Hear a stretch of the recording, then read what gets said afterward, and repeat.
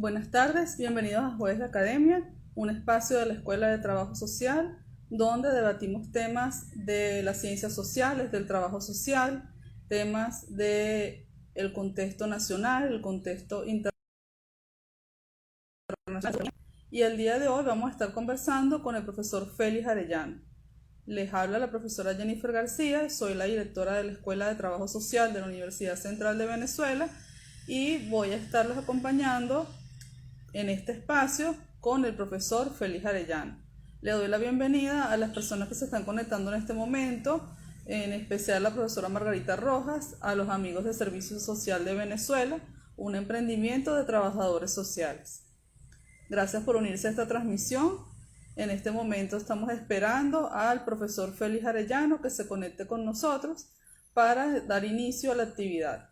Mientras tanto, vamos a seguir recibiendo a nuestros seguidores en esta sesión, en esta transmisión en vivo del día de hoy de Jueves de Academia.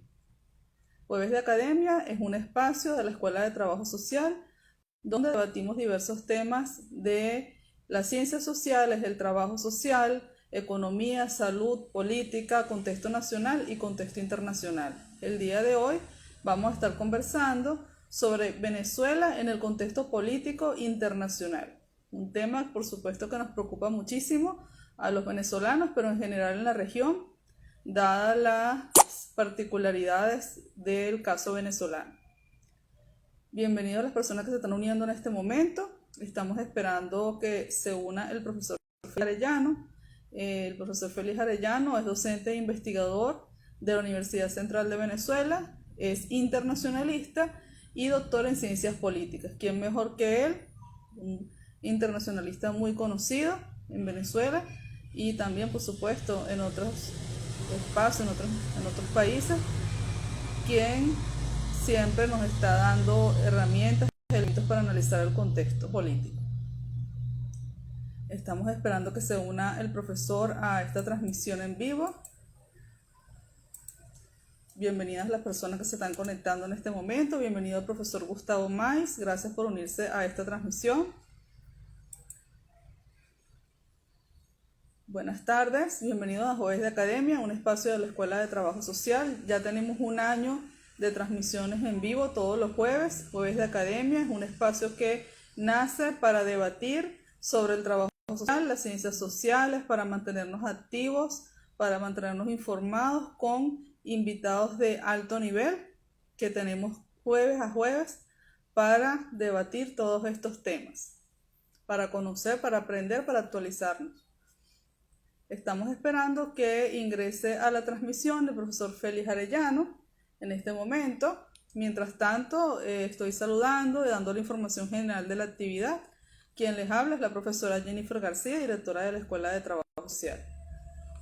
Gracias por unirse a la transmisión. El profesor Félix Arellano está por ingresar a la transmisión. Me estoy comunicando con él y estamos esperándolo para entonces comenzar con esta conversación tan importante porque nos preguntamos cómo está Venezuela en el contexto internacional. Se acaba de unir a esta transmisión la profesora Mirna Jones. Bienvenida, profesora. Ella también ha estado en Jueves de Academia, es de la Escuela de Estudios Internacionales y gran amiga de la casa. Está también nuestro estudiante Luis Palacios. Bienvenido. Gracias a las personas que se están uniendo a esta transmisión. El profesor Félix Arellano está por ingresar a la sala mientras tanto, o a la transmisión en vivo. Mientras tanto, los saludo, les doy la bienvenida y la información general de la actividad. Hoy vamos a estar conversando sobre Venezuela en el contexto político internacional. Un tema que nos tiene muy preocupados a los venezolanos, dado que Venezuela ha estado recientemente, digamos, en el debate internacional y queremos seguir, digamos, teniendo esa influencia de cara a la crisis que estamos viviendo y a los cambios que queremos nosotros experimentar en el país desde el punto de vista político. Estamos esperando que el profesor Félix Arellano ingrese a la transmisión en vivo. Gracias por unirse a Jueves de Academia. Bienvenidas las personas que se están uniendo en este momento, nuestros egresados, nuestros estudiantes, Osri, tesista de la Escuela de Trabajo Social, que siempre está pendiente de participar en Jueves de Academia, siempre comparte con nosotros. Gracias por unirse a esta transmisión. Estamos esperando que ingrese el profesor Félix Arellano, quien es nuestro invitado del día de hoy. El profesor Félix Arellano es docente e investigador de la Universidad Central de Venezuela, internacionalista, muy conocido, dado que permanentemente está en los medios de comunicación dando sus análisis sobre el contexto internacional. Bienvenidos a las personas que se están uniendo en este momento. Estamos esperando al profesor Félix Arellano que se una a la transmisión. Gracias por conectarse. Estamos por comenzar a conversar con el profesor Félix Arellano. Una vez se una a la transmisión, saludos a la profesora La Pérez también, a nuestro estudiante Rigoberto Jiménez. Gracias por unirse a la transmisión. Bienvenidos. Estamos esperando que ingrese el profesor Félix Arellano, quien es nuestro invitado del día de hoy, y vamos a estar hablando de la situación de Venezuela en el contexto político internacional. Ya estamos acá poniéndonos en contacto con el profesor para que ingrese a la transmisión en vivo y así comenzar con nuestra conversación, un tema que nos preocupa muchísimo porque Venezuela ha estado en la discusión, el debate internacional, y queremos seguir allí presentes en esas preocupaciones de las diversas regiones del mundo para propiciar el cambio que tanto queremos y que esta crisis que estamos viviendo, esta emergencia humanitaria compleja, sea visible en todos los países del mundo. Gracias a las personas que están uniendo a esta transmisión. Estamos esperando que el profesor Félix Arellano ingrese a la transmisión en vivo. En este momento me estoy comunicando con él. Tiene dificultades para entrar. Les pedimos que tengan un poco de paciencia por las dificultades de conexión que hay en Caracas. Como bien se sabe, constante intermitencia del servicio eléctrico y aparte de eso, por supuesto, de servicio de internet. Saludos a la licenciada Grisel Herrera. También está ingresando Argelia Castillo. El profesor me está reportando que no ha podido ingresar a la transmisión en vivo. Sin embargo, está en contacto con nosotros y estamos esperando que logre ingresar. Voy a seguir en contacto con él y les pido que tengan un poco de paciencia porque, bueno, así son un poco estas cosas de la conexión, de la tecnología acá en Venezuela especialmente, que nos pone algunas trabas. Sin embargo, nosotros las hemos ido superando. Ya el profesor Félix Gerardo Arellano está conectado. Ya lo voy a Darío Alfredo González, de Argentina, quien siempre se une a nuestras transmisiones y nosotros también estamos pendientes de sus eventos y los seguimos. Profe, buenas tardes. Hola. Bienvenido a Jueves de Academia, profe. Gracias por aceptar nuestra invitación. No, con mucho gusto. Lo que pasa es que la tecnología es nueva para mí, aunque le sorprenda a todos los presentes, y tenía más de 5 minutos intentando, pero aquí estoy. Bueno, no, profe, si no sorprende, es muy conocido en los medios de comunicación, así que seguramente tuvo que haber problemas de la conectividad. Sí, es un problema de las paradojas de la vida, pero aquí estamos. Qué bueno estar contigo y con toda tu audiencia. Muchas gracias. Entonces, profe, ya había dado había presentado, sin embargo, en segundo se unieron. Brevemente voy a presentar nuevamente para que las personas lo conozcan, quienes no han tenido la oportunidad de escucharlo. El profesor Félix Arellano, investigador de la Escuela de Estudios Internacionales de la Facultad de Ciencias Económicas y Sociales. Es doctor en Ciencias Políticas y el día de hoy va a estar conversando con nosotros sobre Venezuela en el contexto político internacional. ¿Qué mejor que el profesor Félix Arellano? ¿Qué mejor que nos ilustre sobre esto que nos preocupa tanto? ya que algunos hemos visto que ha disminuido la atención en Venezuela por todos los problemas que está confrontando el país. Y queremos seguir allí en el debate internacional, queremos hacer posible la situación compleja de la crisis política que vivimos. Entonces, sin más, le doy la palabra para que entonces en un 25 desarrolle el tema, luego 5 minutos vamos las preguntas paso a las preguntas y respuestas. Adelante, profe. Muy bien. Primero, disculpa, como es tradicional, uno pregunta, ¿se oye bien? Porque en tu caso se oye bien. Ok, muy bien. Sí. Bueno, yo primero tengo que, como seguramente toda la audiencia, que felicitar la excelente labor de la profesora Jennifer García. No es solo esta actividad, no es solo la conducción de una escuela que ha sido compleja buena parte de su historia y que ella está llevando de una manera, creo que magistral, sino que además realiza toda una labor de apoyo a la población docente de la Universidad Central, que bueno, no me voy a extender porque si no entonces el tema sería hablar de la profesora. No es la idea. No es la idea, gracias. Eso hay que destacarlo porque hoy día en el mundo de la pandemia pareciera que lo que se ha exacerbado es el egoísmo racional propio de los jugadores, pero se ha exacerbado un poco más, ¿no? Entonces, es mi vacuna, es mi oxígeno, es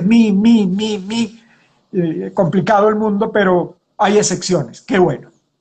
Sí, el tema internacional es importante para nosotros porque es una de las variables que forman parte de la ecuación. Yo creo que venimos de una fase no muy positiva, vamos a calificarlo así. Venimos de una fase donde la variable internacional parecía exclusiva, parecía la única. Venimos de la geopolitización del tema de Venezuela.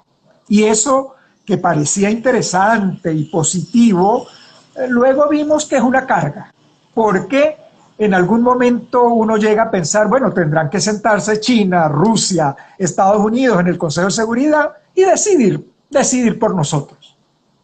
La geopolitización tan exacerbada no es positivo. Creo que en el caso de Nicaragua, para empezar a hacer comparaciones en el momento que estamos viviendo, en el caso de Nicaragua no hay ese nivel de geopolitización.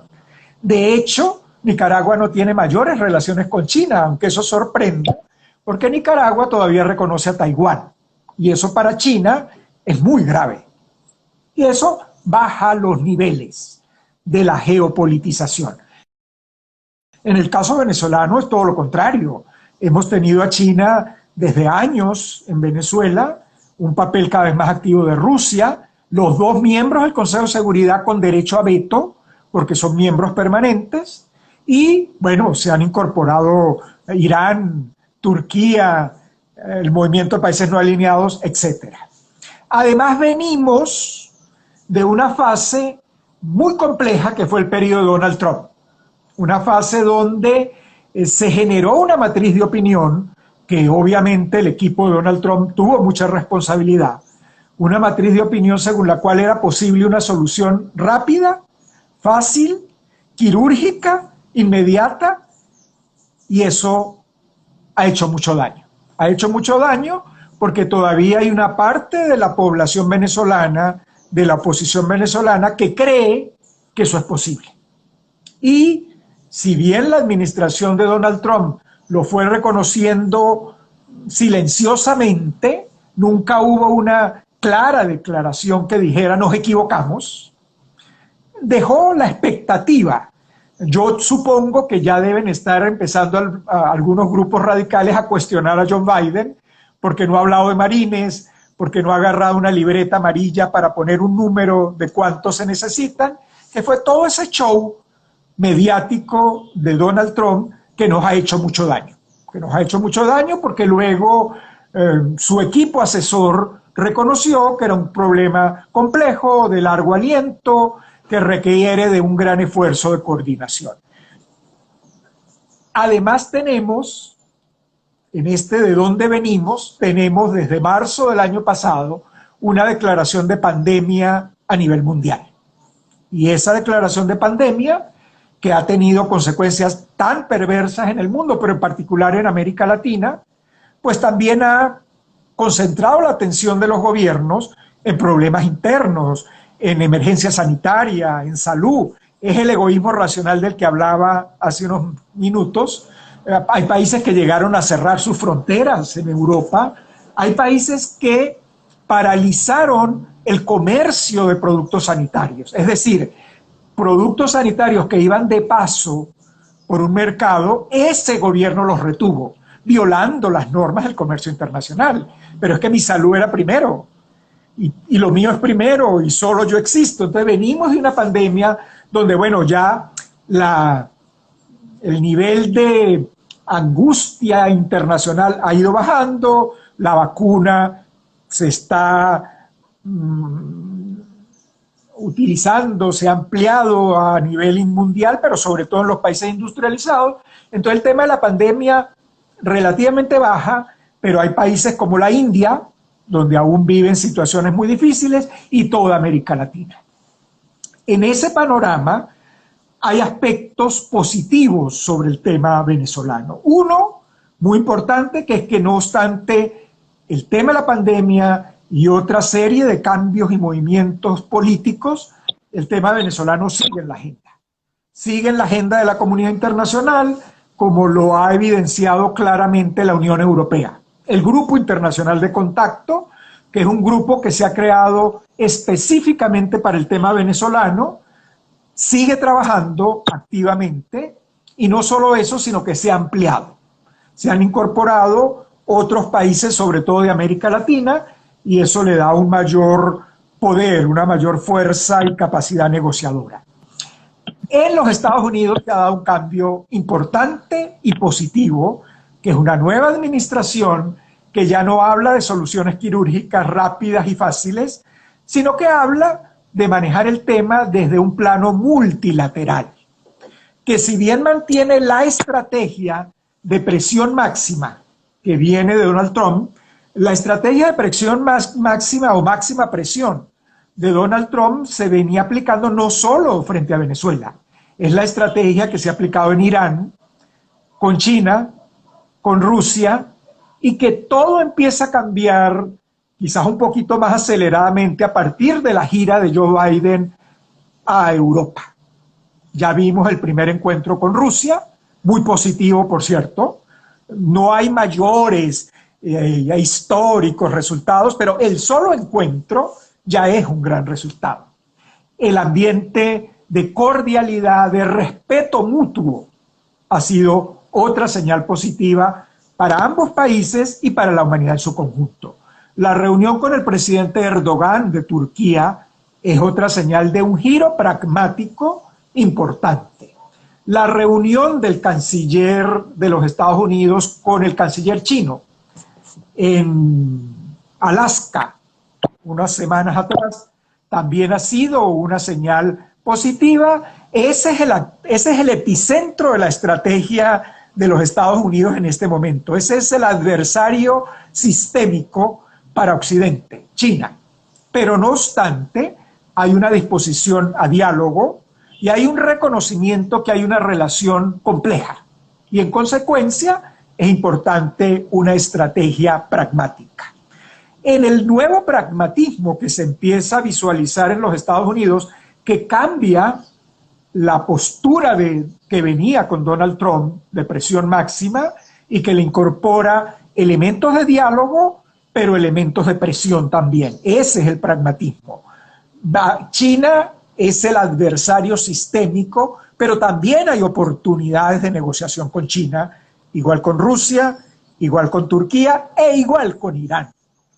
Las negociaciones con Irán, no directamente, se iniciaron semanas atrás.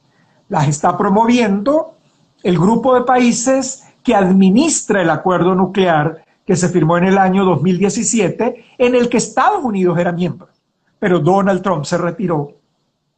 Esas negociaciones pendulares, muy parecido al esquema venezolano que promueve el Reino de Noruega, que se reúne con ambas partes separadamente. Bueno, ese proceso está en pleno desarrollo con Irán.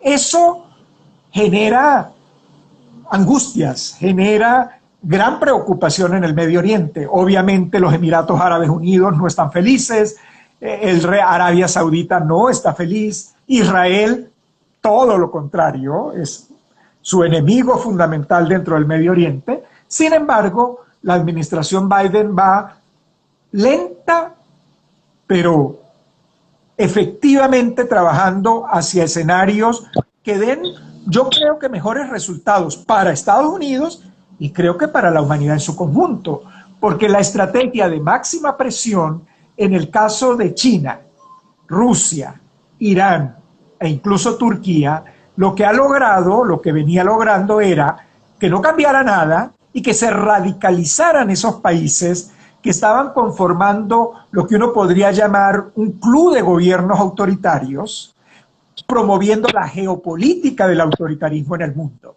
El caso de Irán es emblemático. En Irán para nada desmontó el programa nuclear por las sanciones de Donald Trump y además estrechó sus relaciones con países que eran enemigos, como Rusia y la propia China. Eso fue producto, la presión de Donald Trump generó que sus enemigos empezaran a aliarse. Ahora viene un giro porque Joe Biden está negociando con Irán, no directamente, porque se acaba de reunir con Erdogan, porque se acaba de reunir con Putin y porque ha habido una reunión con el canciller chino. Entonces hay señales distintas. Frente a Venezuela, ya desde la campaña electoral sabíamos el respaldo del Partido Demócrata, porque ese es un punto bien importante a subrayar, que es que el tema venezolano en los Estados Unidos ha tenido un respaldo bipartidista, sobre todo en el Congreso. El señor Meléndez, los miembros del Partido Republicano y del Partido Demócrata han trabajado coordinadamente y buena parte de la estrategia de las sanciones económicas comerciales, las que vinieron a complementar las personales. Las sanciones personales ya habían arrancado desde Barack Obama. Son sanciones a individuos con nombre y apellido, a sus cuentas, a sus posibles propiedades o negocios en el territorio norteamericano. Las sanciones secundarias de carácter económico a organismos, particularmente a PDVSA, a empresas nacionales y particularmente en el tema financiero, se adoptaron con Donald Trump. Y bueno, como decía hace un momento, en el mundo se debate sobre el papel de las sanciones. A veces juegan un papel totalmente paradójico.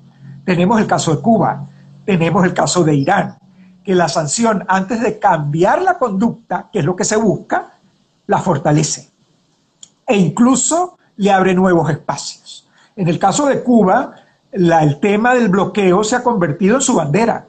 Han sido décadas utilizando esa bandera para lograr cantidad de resoluciones de apoyo en las Naciones Unidas. Resoluciones que aprueba masivamente la comunidad internacional con los votos negativos de Estados Unidos, Israel y algún otro país.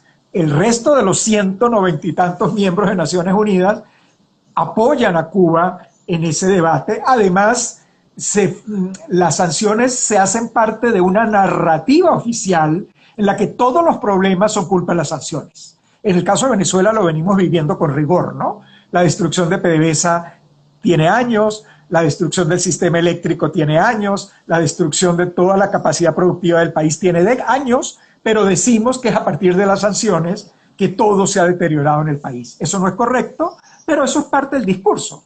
Entonces la sanción, por lo general, no cambia la conducta que se quiere, que se busca cambiar. Y menos aún, que este es otro ingrediente que hay que destacar, si son sanciones individuales. En la historia reciente tenemos sanciones colectivas que han tenido un peso un poco mayor. El caso más emblemático ha sido Sudáfrica, donde las sanciones fueron colectivas al régimen del apartheid racial de la minoría blanca y el peso de todo el Consejo de Seguridad pues es significativo. Otro caso importante ha sido Corea del Norte.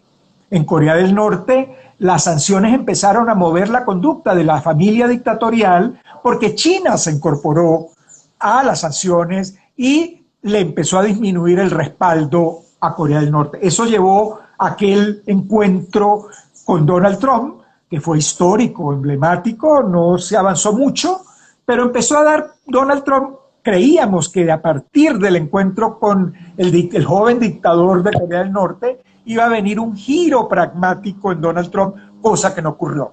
Por el contrario, hubo sanciones contra los aliados, incluso sanciones contra los miembros de la Unión Europea, sanciones contra Canadá. Bueno, una política agresiva que yo no puedo dejar de reconocer que irracional, que para nada benefició a los Estados Unidos y tampoco beneficia a la comunidad internacional. Lo lamentable es que el Partido Republicano no lo ha reconocido así. Y el protagonismo de Donald Trump en el partido sigue creciendo.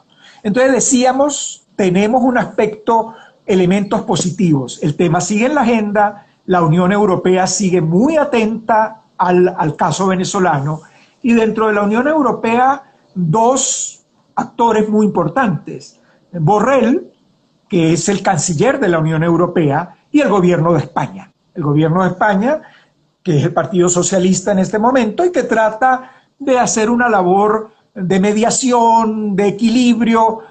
Obviamente no es la labor de Zapatero, pero ese esfuerzo de España es importante para la Unión Europea y es importante para nosotros los venezolanos. El otro tema, repito, que se suma para dar un aire positivo en este momento es la orientación de Joe Biden. El hecho de que habla de una concertación, de un trabajo multilateral. Ahora no es la actitud unilateral y poco predecible de Donald Trump. No, ahora es el ejercicio de un trabajo más coordinado con la Unión Europea. Hay otro elemento importante, el Reino de Noruega. El Reino de Noruega, que podía retirarse del juego y decir esto no tiene mayor sentido seguir acá, sigue trabajando.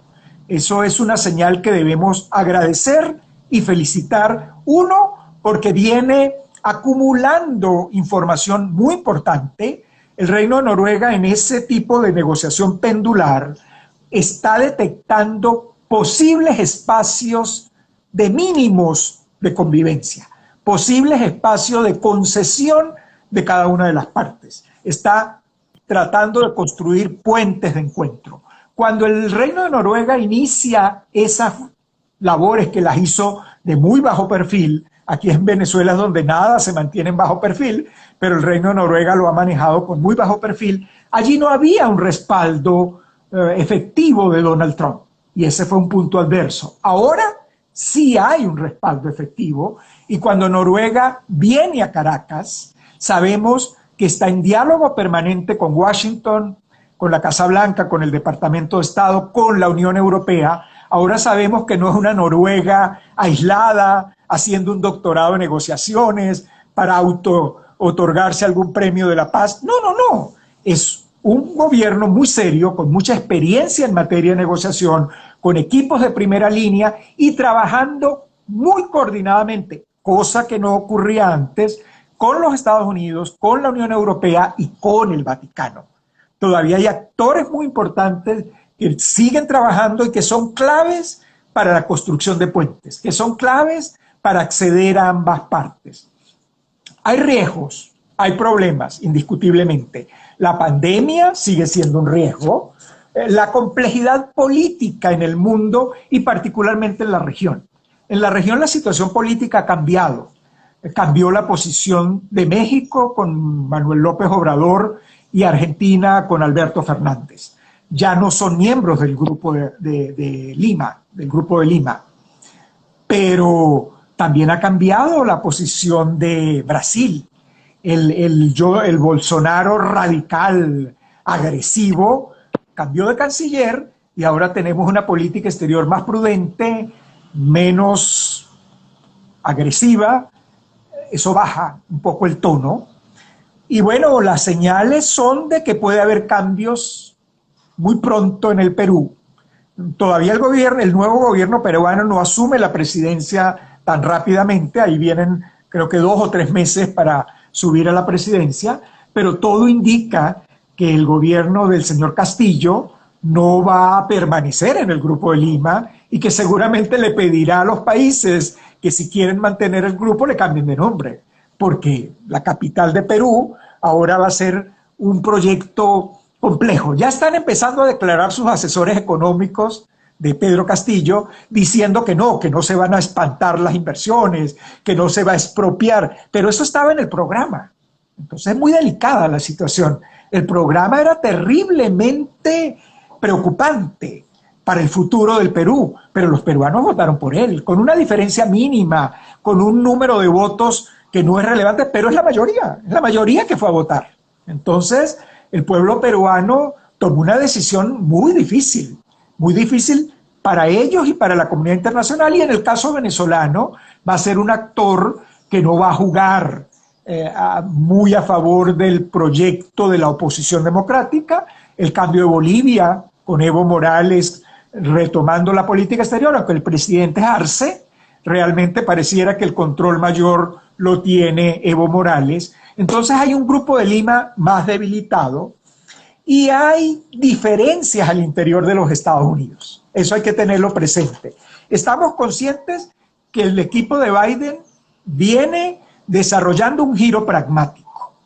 Tiene dudas de la efectividad de las sanciones. Hay disposición a revisar las sanciones por los casos que hemos mencionado, porque no generan el efecto que se aspira y por el contrario pueden generar consecuencias negativas para la población, más en situación de pandemia. Entonces, hay disposición a revisarlas, pero no de manera inmediata, sino a utilizar la sanción realmente como debe ser, como un instrumento en la negociación. En la medida que hay cambios, hay concesiones.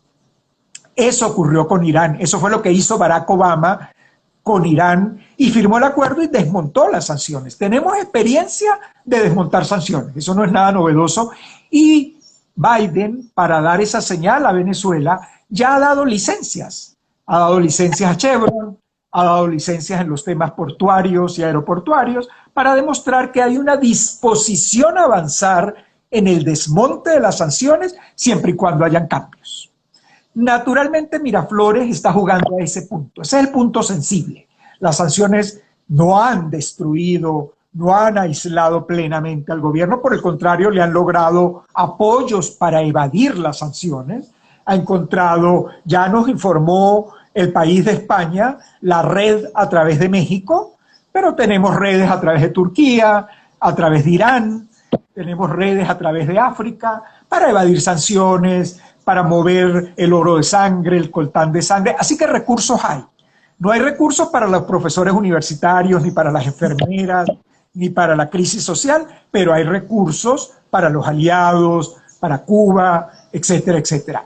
Ahora, no puede decir la administración de Nicolás Maduro que las sanciones no tienen ninguna influencia, porque sí la tienen. Que también pueden afectar al resto de la comunidad, sí puede ser, sobre todo en el plano financiero. Esto es lo que llaman la aplicación exagerada de las sanciones. Cuando el nombre Venezuela aparece en cualquier movimiento financiero en Estados Unidos, prende alarmas. Eso naturalmente afecta a los sectores empresariales, a las ONGs, porque tienen que manejar divisas para muchas actividades, para compra de insumos, etc. Entonces las sanciones sí están complicando, sí están generando problemas y naturalmente que es el incentivo de Miraflores para ir a la mesa de negociación. Pero las señales que transmite paralelamente Miraflores es que no está dispuesto a mayores cambios. Ha hecho algunos. La liberación de los detenidos de Citgo, pasaron a detención domiciliaria, en la conformación de la Junta Directiva de los rectores del Consejo Nacional Electoral. En el tema de la Corte Penal Internacional ha habido un reconocimiento tardío e incompleto de violación de derechos humanos. Tardío porque en los primeros momentos, cuando ocurre la muerte de Albán, se le lanza desde el piso 8 o 10 de aquella torre nefasta que tenemos en el país. Todos esos incidentes los muertos que han ocurrido en la lucha por la democracia y la defensa de los derechos humanos nunca han sido reconocidos. Ahora empiezan a reconocerse algunos con tal de complicar el expediente en la Corte Penal Internacional. Entonces es un reconocimiento tardío, pero además se está reconociendo que el culpable es el portero del edificio. No se está reconociendo la culpabilidad de los que dan las órdenes, que es lo que el tribunal busca. El tribunal busca en particular a los que dan las órdenes y para ellos va a ser el juicio. Entonces, en el tema de la Corte Penal también ha habido señales, movimientos, pero cuando la comunidad internacional le plantea unas condiciones más competitivas en el proceso electoral, eliminando las inhabilitaciones, devolviendo los símbolos a los partidos, sus tarjetas, cuando pide observación internacional, y eso es palabras mayores, Miraflores se detiene. Y ya tenemos las experiencias con el Vaticano, con Noruega previo con República Dominicana y después con Noruega, sobre todo Noruega en el momento, en la fase de Barbados, ya había un borrador de acuerdo. Había un borrador en blanco y negro donde Miraflores tenía disposición a hacer movimientos y la oposición democrática en el mismo sentido, trabajando con Estados Unidos. Bueno, cuando eso venía, se pateó la mesa. Por eso hay que admirar la paciencia del Reino de Noruega, que sigue trabajando para intentar lograr un mínimo de condiciones. ¿Cuál es el punto más delicado? Y con esto voy cerrando para entrar a las preguntas. El punto más delicado, en mi opinión, es las divisiones de la oposición democrática. Porque la oposición democrática es el director de la orquesta. Y aquí vuelvo al principio de la exposición. Los estudiosos de transiciones a la democracia, en Venezuela tenemos varios, pero en particular el profesor Magdaleno y el profesor Benigno Alarcón, ellos han trabajado, particularmente John Magdaleno, como la gran mayoría de casos exitosos para la transición lenta, progresiva, gradual, porque es un proceso a la democracia, el papel interno es decisivo, es fundamental. No es que la comunidad internacional no juega ningún rol.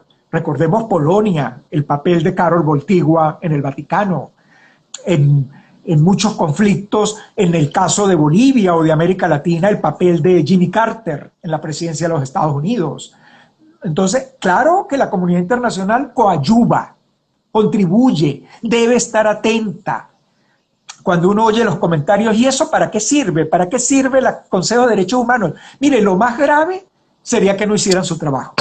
Lo más grave es que la señora Bachelet dijera, yo no tengo nada que hacer allí, allí nadie me hace caso, yo no voy a hacer nada. No, no, no. Hay que hacer exactamente lo que están haciendo, lo están haciendo muy bien y lo deben mantener, seguir haciendo.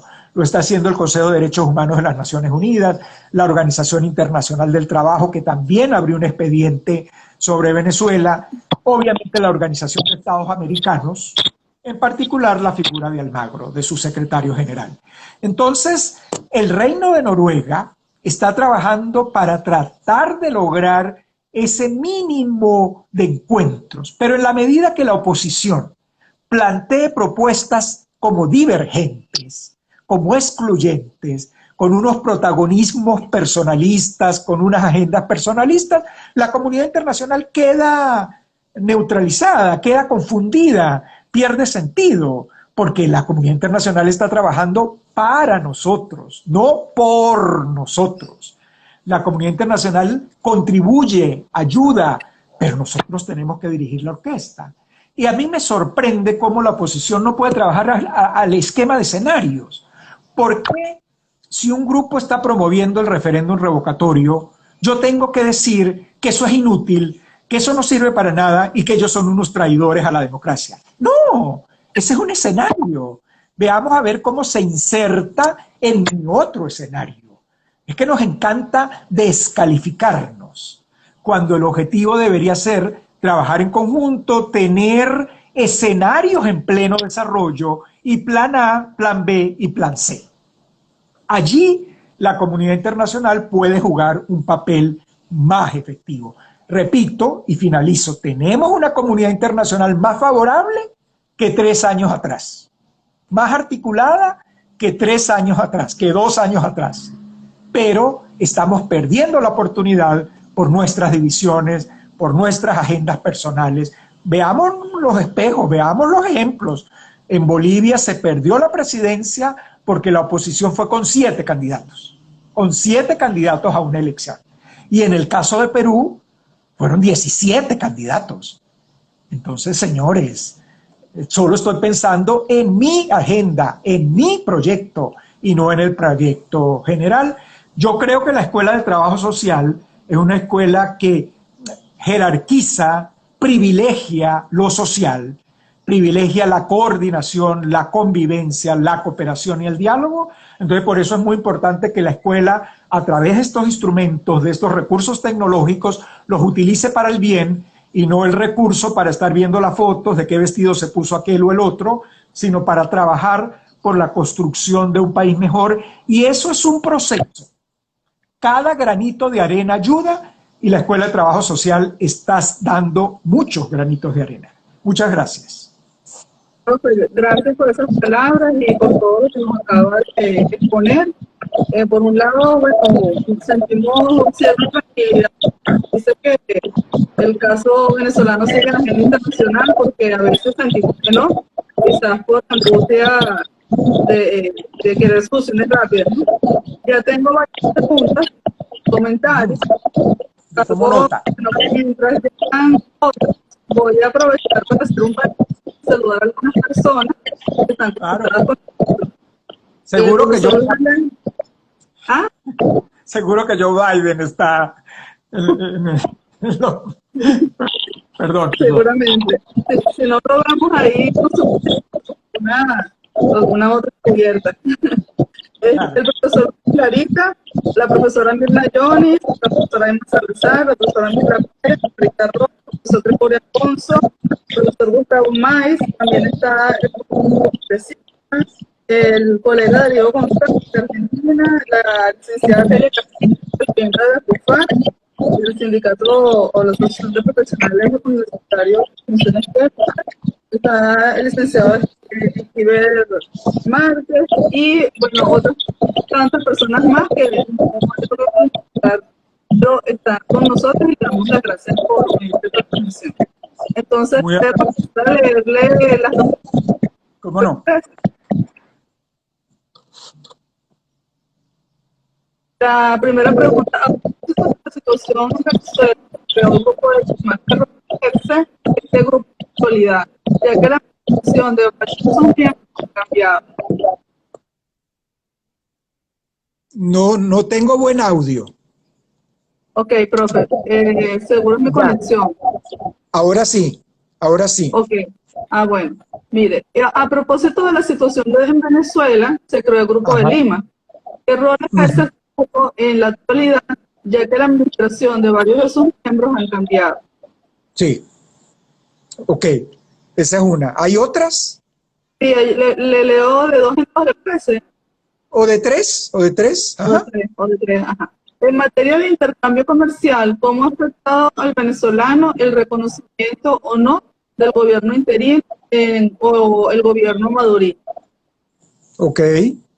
¿Pudiera el profesor Arellano comentarnos acerca del caso de Ale Saab y la solicitud hecha por el Comité de Derechos Humanos de la ONU a la justicia de Cabo Verde en cuanto a su extradición a Estados Unidos? Sí, cómo no. Muy bien, bueno, ustedes sí oyen bien, ¿no? Sí, profe. Perfecto, ok, entonces vamos de la tercera hacia la primera, porque la tercera es muy importante, la tercera, porque me ayuda a abordar un tema que en Venezuela es difícil, que es comprender la complejidad de los organismos internacionales. Comprender que dentro del Consejo de Derechos Humanos de las Naciones Unidas, que es relativamente joven, 6, 7 años de existencia, sustituyó a la Comisión de Derechos Humanos, está integrado por 57 miembros y los miembros se distribuyen por regiones. duran 2 años en el cargo, pueden haber continuidad por 2 años adicionales, pero hay rotación indiscutiblemente. Entonces la comunidad latinoamericana, todos los miembros de América Latina, deciden quiénes van a ser sus representantes en el grupo. Y Cuba es parte de la comunidad latinoamericana. Y Cuba, en estos momentos, es miembro del Consejo de Derechos Humanos. Y China, por Asia, es miembro del Consejo de Derechos Humanos. No lo va a ser permanentemente, porque en este Consejo no hay miembros permanentes, como si lo hay los 5 permanentes del Consejo de Seguridad. Aquí no. Pero Arabia Saudita es miembro del Consejo de Derechos Humanos. Estoy nombrando países con violaciones sistemáticas de los derechos humanos. Y si entráramos en mayor intimidad, veríamos que para que Cuba o Venezuela, ojo, el gobierno de Nicolás Maduro, que es reconocido por las Naciones Unidas como el gobierno venezolano, es miembro del Consejo de Derechos Humanos. Y para que Miraflores lograra ese vacante, hubo unas negociaciones donde a Brasil le convenía que Venezuela entrara. Y no era un concurso de credenciales, no era quien tiene la mejor conducta, como era el origen inicial al crear el Consejo. Al crear el Consejo se aspiraba que solo podían entrar países con un expediente impecable en materia de derechos humanos. Eso es imposible en Naciones Unidas. El Club de Países Autoritarios ha crecido en Naciones Unidas. Estas olas de democracia, estos autoritarismos competitivos, estas democracias que retroceden, todo eso que está tan profundamente estudiado y cuantificado, entre otros, por The Economist, cómo retroceden las democracias, cómo se van tornando autoritarias. Bueno, son miembros de Naciones Unidas y cada país es un voto. Impresionantemente, esto cuesta un poquito entenderlo, por eso hay que a veces profundizarlo. Nosotros tenemos hoy día en el Consejo de Derechos Humanos 2 líneas de acción.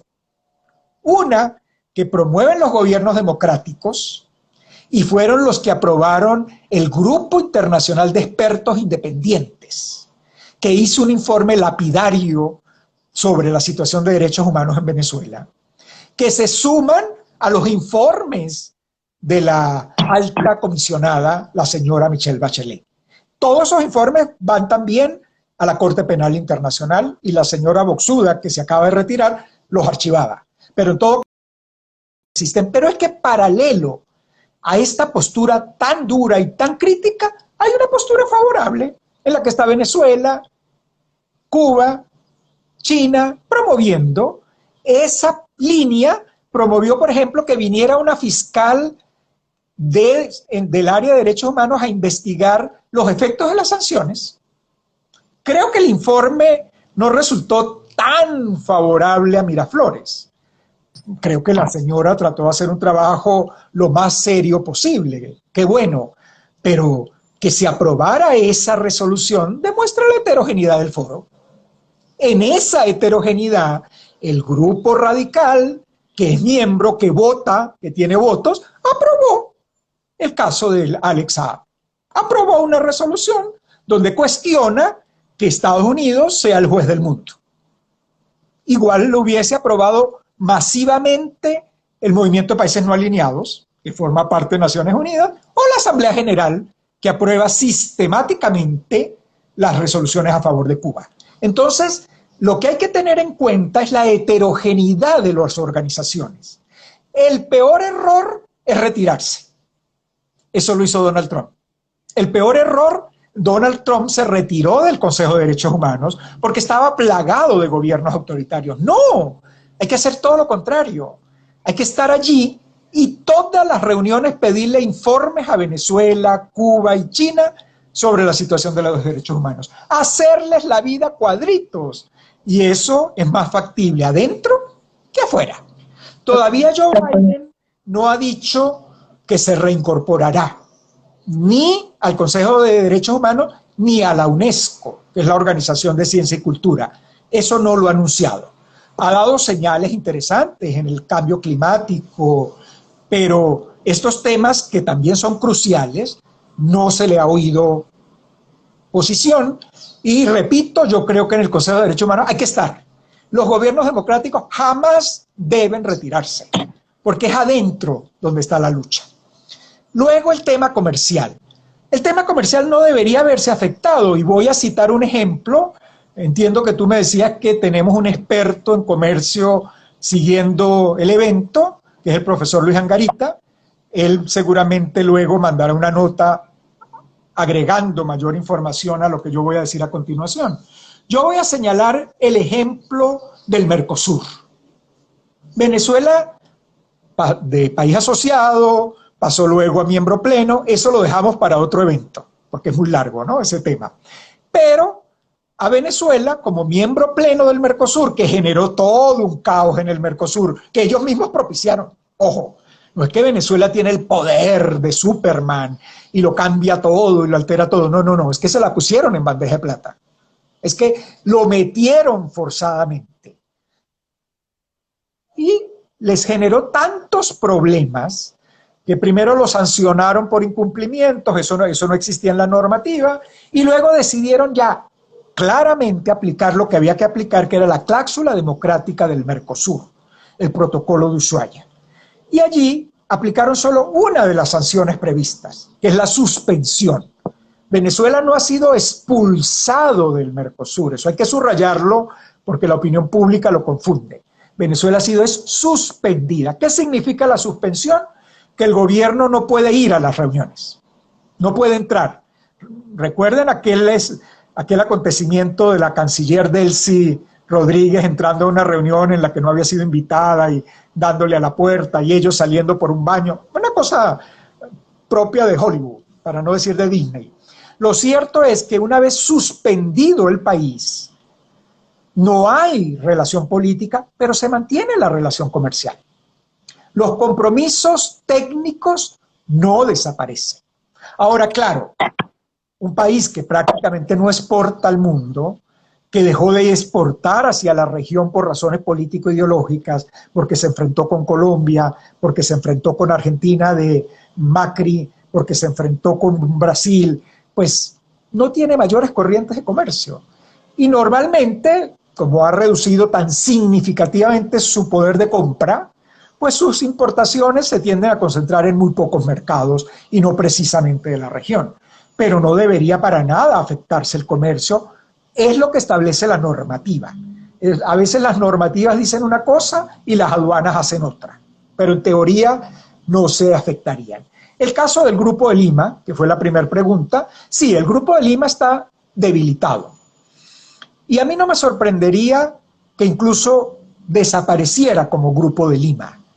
Pero yo creo que eliminarlo puede ser un error.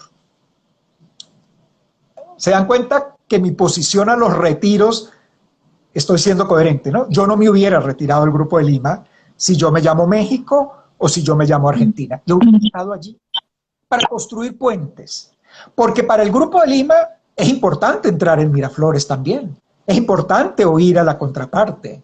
Es importante lo que está haciendo Noruega. Noruega no puede decir que es una democracia y que en consecuencia odia a Miraflores. Pues entonces no puede hacer ningún papel.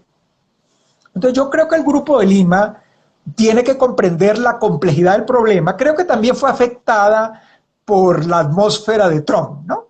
Por la creencia, la equivocada creencia de que esto se resolvía fácil, rápido, quirúrgico, sin mayores costos. No, no, no, esto es un proceso. Hay procesos que duran 9 meses, los embarazos, ¿no? Pero hay procesos políticos que pueden durar muchos años. Y yo voy a usar ahorita una expresión popular. Yo espero que existan males que duren muchos años. ¿Cómo es la expresión? Tú me ayudas, Jennifer. Resista, ¿no? Correcto, ok. Entonces, bueno, yo lamento que los países que están asumiendo tendencias un tanto autoritarias, como López Obrador, decidan retirarse del Grupo de Lima. Yo preferiría estar allí y tratar de construir puentes con Miraflores para fortalecer la democracia, para crear condiciones mínimas para la democracia. Puede sonar ingenuo, pero es el camino. Muchas gracias por la pregunta. Otra pregunta que también me puede comentar sobre la situación de Colombia. Ajá, Colombia, ajá. Sí, que nos puede de manera concreta. Él está en Venezuela dirigiendo procesos de negociación y diálogo. Esto está preocupado. Esa segunda no te la oí casi. ¿Será que tienes que hacer algún movimiento? Porque antes te oí mejor que ahorita. Sí, voy a mover un poquito el teléfono a ver. Ajá. Exacto. Sí, sí, tiene conocimiento acerca de la certeza de que Noruega está en Venezuela dirigiendo un proceso de negociación. Si eso está confirmado, si podemos hablar de eso con propiedad, si es confidencial, qué está pasando allí. Y me Okay. pregunta, en el caso de la OEA, ¿cómo se sostiene la representación actual de Venezuela en el entendido que el gobierno interino ha dejado de ser reconocido por algunos países? Sí, correcto. Muy bien. ¿Me Ahora oyó mejor? prefiero, perdón, ¿Me oyó mejor? sí, te oí mejor. Buena técnica acabas de aplicar. Te oí mejor. Ok. Ninguna de las tres es muy sencilla porque son complejas y largas. Pero en el caso de Colombia, sí preocupado. Estoy preocupado de que en América Latina se vive una profunda crisis en la integración, que tiene que ver con la actitud y la postura de los actores. Por una parte, muchos de los sectores políticos se han desconectado de su sociedad. Hay una desconexión entre políticos, partidos y sociedad. No hay una comprensión de la complejidad estructural del problema. Es una crisis multi-intersistémica que incluye elementos sociales, económicos, políticos, culturales, etcétera, que están interrelacionados, que es histórica y que se ha exacerbado con la pandemia.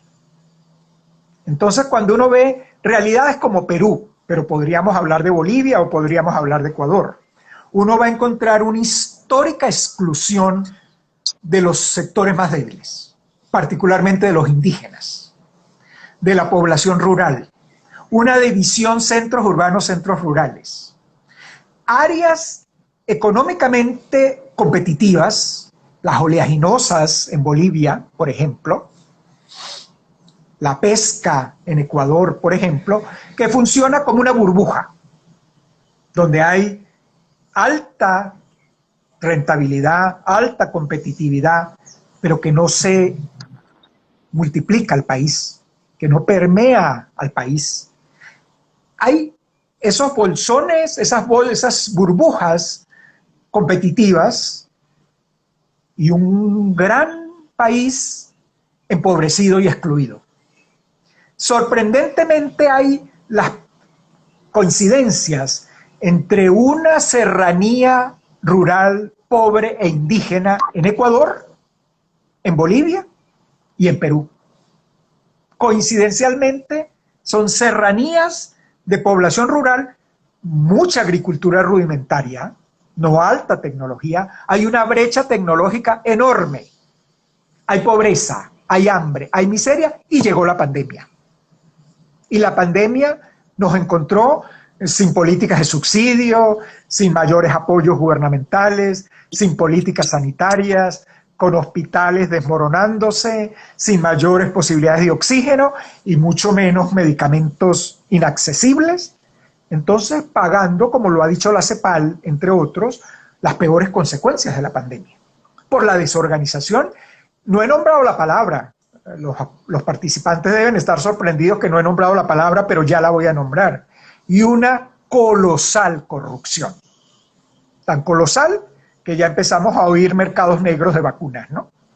Entonces, en esas condiciones, pues por supuesto que el discurso radical, el discurso populista radical, tiene el caldo cultivo. Porque el que tiene hambre no puede hacer una reflexión filosófica, no va a ser un curso de filosofía para dilucidar que me están manipulando, porque es que la propuesta de Perú Libre, en buena medida ya la hemos visto en la práctica, es destruir el país para controlarlo. Es el esquema, utilizar las bondades de la democracia, llegar al poder, tener la legitimidad de origen, y luego en el ejercicio práctico ir desmontando la institucionalidad democrática, porque ahí aparecen los controles, ahí aparecen las divisiones, ahí aparecen los medios de comunicación, la libertad de expresión, la libertad de organización, los sindicatos, los partidos políticos, y nada de eso le gusta al autoritarismo. Tampoco le gusta a la comunidad internacional democrática, las comisiones de derechos humanos, que quieren visitar los países y se creen jueces.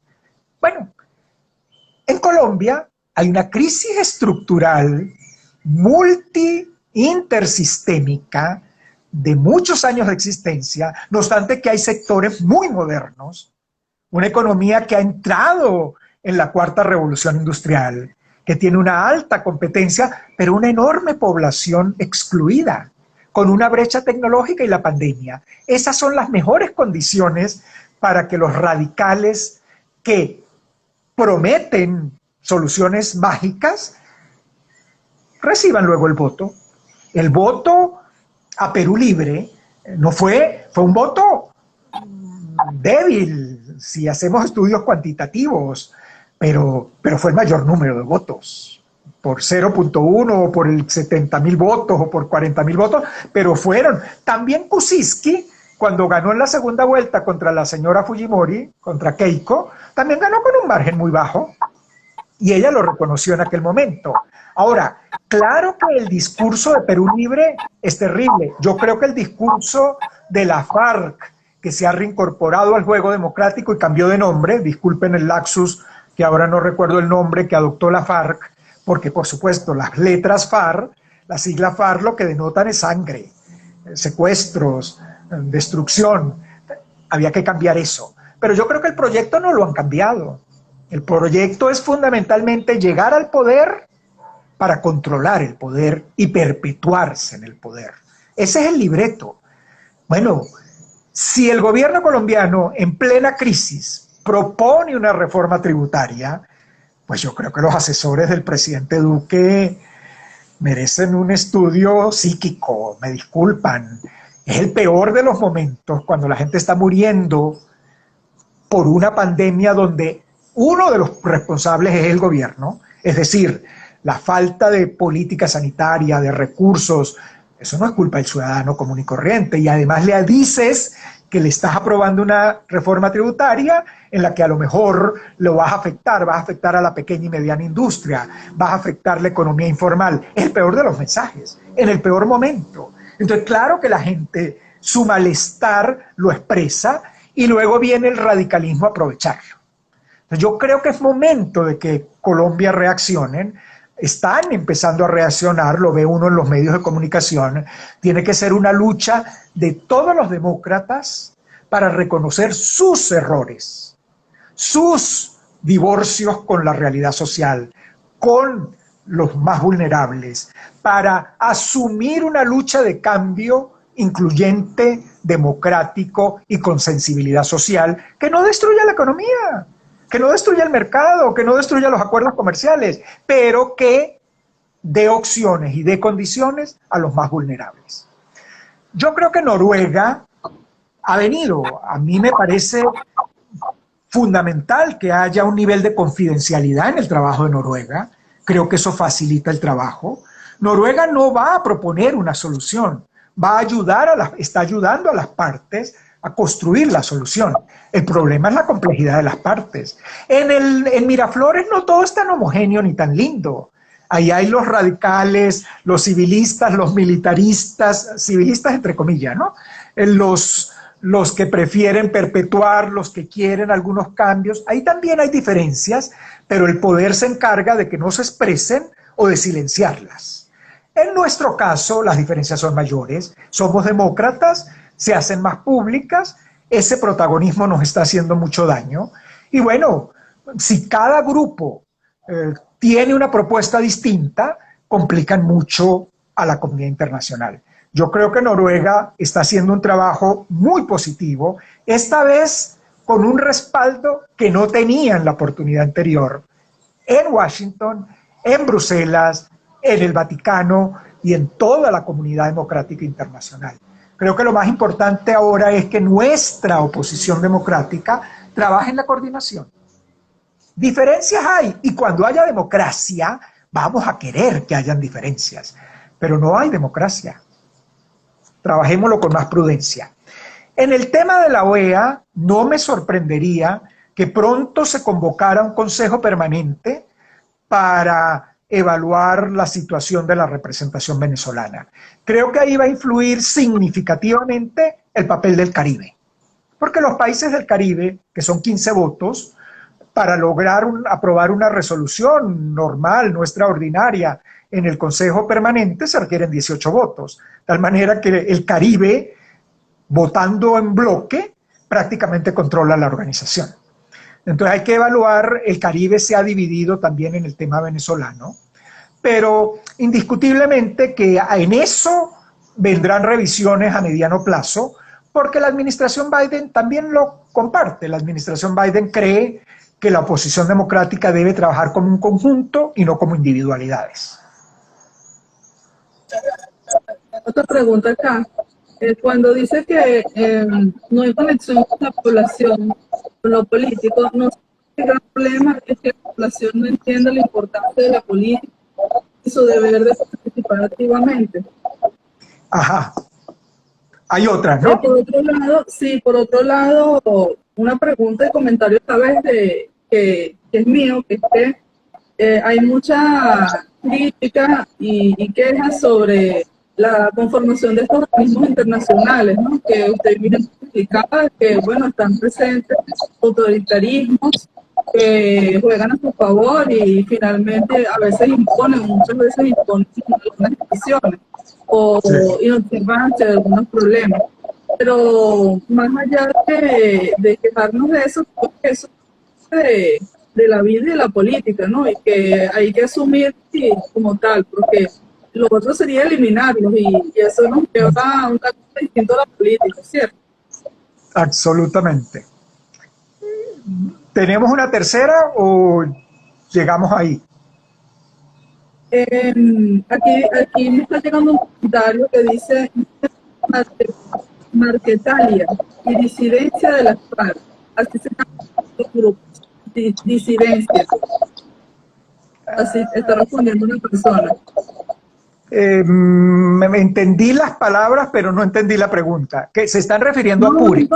Es un comentario. Como... Entonces vamos a abordar estas y yo creo que por el tiempo todos deben tener una agenda bien complicada, entonces pronto vamos concluyendo, ¿no? Cuando tú decidas, Jenny. Pero ya estamos llegando ahora y bueno, hay que respetar el tiempo de todos y el suyo.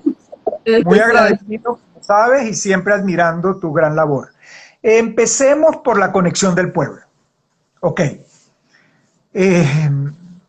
Me genera cierta preocupación la pregunta, ¿no?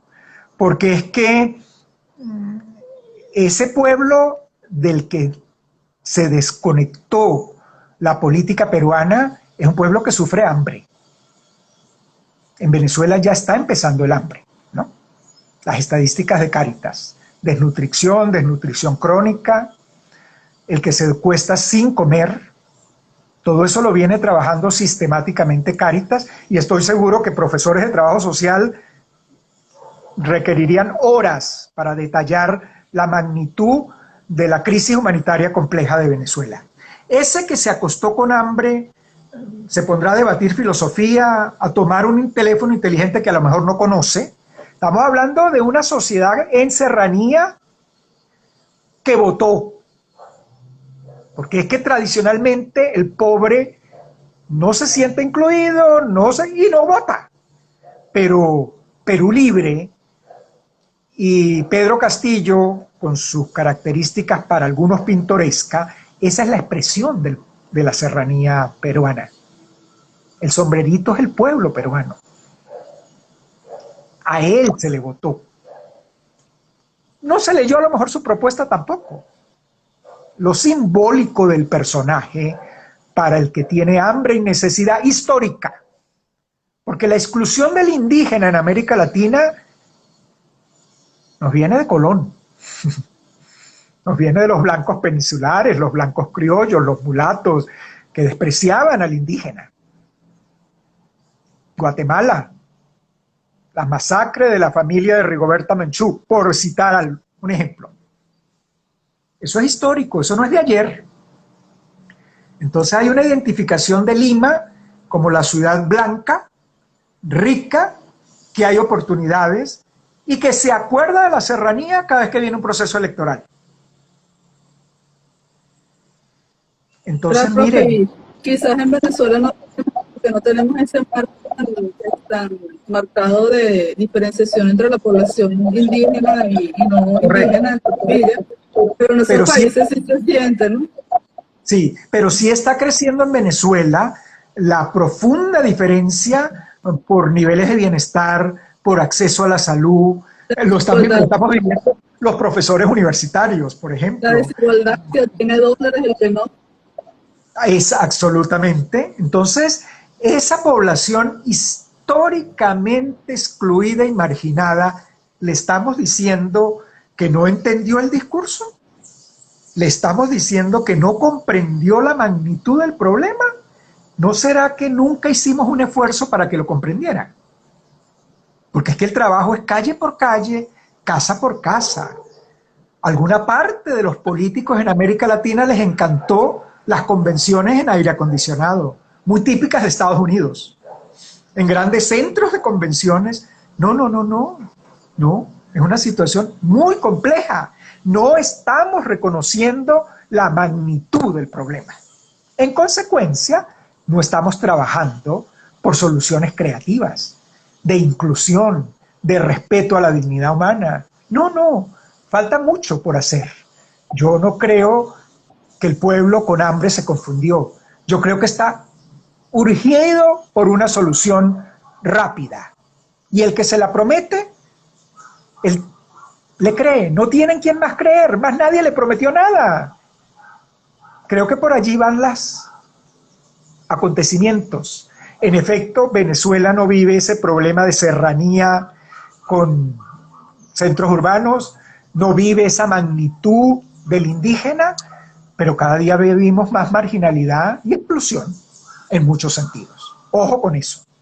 Los organismos internacionales, tú respondiste afortunadamente. El peor error es decir, las organizaciones no sirven para nada, vamos a eliminarla porque al día siguiente hay que crear otra que va a funcionar con la misma dinámica.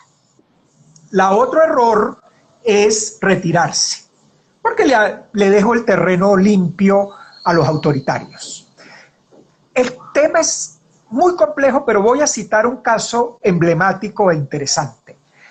Todos estos avances que hemos visto del cambio climático no llegaron de la noche a la mañana. Llegaron luego de muchos obstáculos, una gran adversidad. ¿Quién lo estaba trabajando? La sociedad civil, las ONG, los intelectuales, los centros de investigación y los gobiernos reacios. Porque los gobiernos viven el lobby, la presión de la sociedad, pero también viven la presión de las corporaciones poderosas, que se fundamentaban en una energía abundante y barata que genera consecuencias perversas, que genera cambio climático, efecto invernadero o agotamiento de la capa de ozono, por citar algunos de los ejemplos que esas emisiones pueden generar. Las corporaciones no querían cambiar el patrón. Ya encontramos corporaciones que están conscientes de que hay que cambiar el patrón, pero eso no fue de la noche a la mañana. Eso no fue solo orando. Orar ayuda, pero no es suficiente. Y ese fue el trabajo sistemático de las ONG con los medios de comunicación, con las universidades, con las escuelas de trabajo social, etcétera, etcétera, etcétera.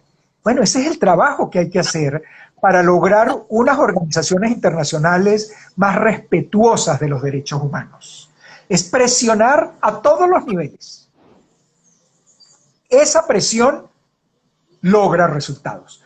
Hoy tenemos una normativa de derechos humanos que surgió no porque los gobiernos estuvieran tan interesados, La Corte Penal Internacional, que tiene la posibilidad de investigar a gobernantes, no nació porque los gobiernos estaban muy interesados, nacieron por la enorme presión de la sociedad civil, de los académicos, de los medios de comunicación, de las sociedades libres. Eso es el elemento fundamental. Entonces, entre más libertad, más democracia, más presión para cambios en el orden internacional. Muchas gracias, ya superamos el tiempo y Gracias. nos queda una pregunta y que ya usted la ha respondido, pero de todas maneras quisiera hacérsela como para cierre y su despedida, es que ¿qué papel tienen las ciencias sociales y políticas en la reconstrucción de la democracia en Venezuela? Creo que esta es una pregunta, ya usted lo ha dicho, pero sería bueno para cerrar la actividad que tienen las ciencias políticas y sociales en la reconstrucción de la democracia en Venezuela. Según los estudiosos de transiciones, la gran mayoría de los casos exitosos de caminar a la democracia ha sido producto de las sociedades nacionales. Ha sido producto de sindicatos, como en Polonia, Lech Walesa. Ha sido producto de esfuerzo nacional, Mandela y sus grupos políticos en Sudáfrica. Es trabajo nacional, con apoyo internacional. La Coordinadora Democrática de Chile. Es trabajo nacional, es coordinación, es bajar el protagonismo personalista, es reducir las agendas individuales, es trabajar para tener democracia.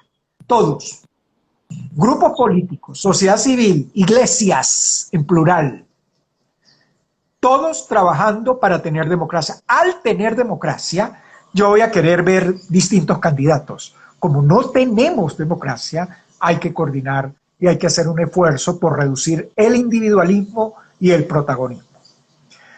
En todo caso, sí felicito toda tu labor en la Escuela de Trabajo Social. No creo que sea una labor individual, obviamente que no, es una labor que tú promueves con un equipo que estoy seguro que te debe estar apoyando y que están dando un ejemplo valioso en una universidad pública tan deteriorada, donde nosotros tenemos que hacer un trabajo mayor para fortalecerla como tú lo estás haciendo.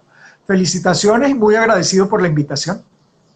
Profe, gracias por aceptar nuestra invitación. Lo felicito también por todo ese planteamiento que nos ha hecho, por todos sus años de estudio y el seguimiento que permanentemente le hace a la realidad nacional e internacional, todas estas orientaciones. Creo que este jueves de academia de hoy deberían escuchar los políticos.